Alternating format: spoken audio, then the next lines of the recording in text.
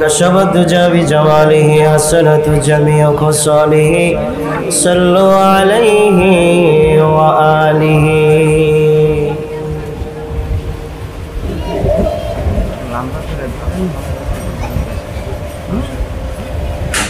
সকলে বলেন আলহামদুলিল্লাহ।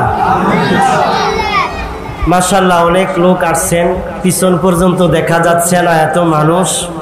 আল্লাহ তাআলা যেন আমাদের সকলের এই কুতুবপুরবাসীর নাজাতের জন্য আজকের মাহফিলকে কবুল করে বলেন আমিন।